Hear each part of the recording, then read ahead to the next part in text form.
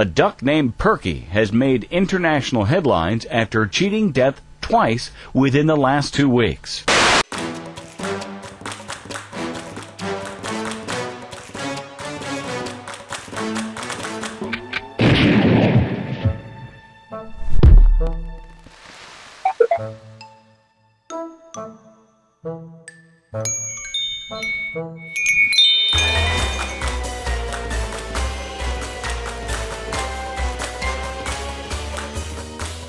I received a call from one of the veterinary clinics saying that they had a young woman who brought in a duck that had been shot.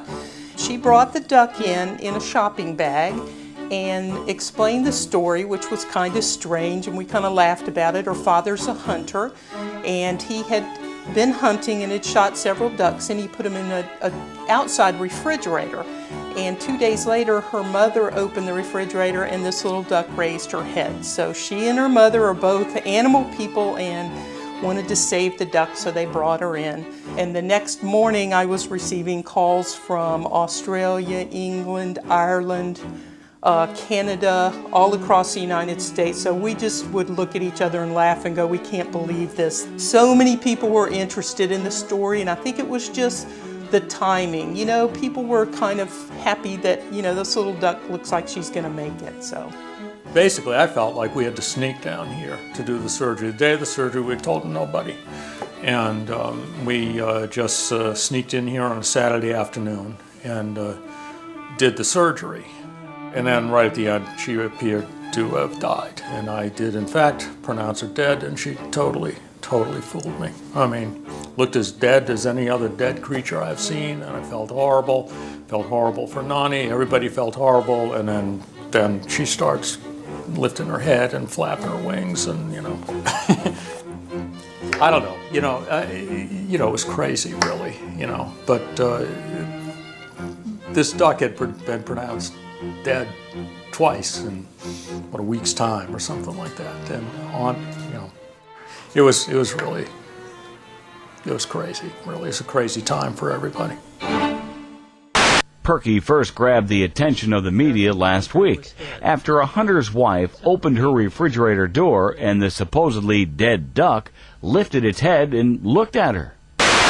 If the hunter had opened that refrigerator door instead of his wife, there would be no story. You know, we would never have known about Perky the duck. Perky would have been the unlucky duck. I did learn later through other rehabilitators, some of the veterinarians who do rehabilitation, that ducks are notorious for holding their breath under anesthesia.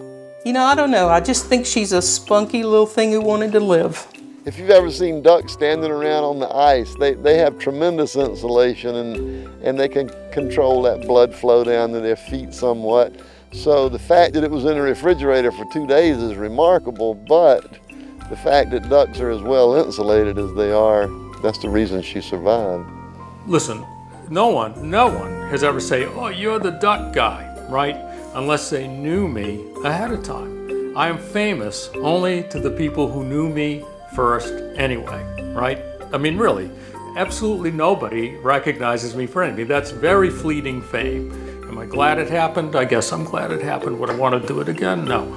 I am the duck that would not die. I want to live, I want to fly. Has nine lives. When in danger this duck cries. Now I'm searching low and high. Now I'm searching low and high. This cute chick should have a guy. This cute chick should have a guy. I am the duck that would not die.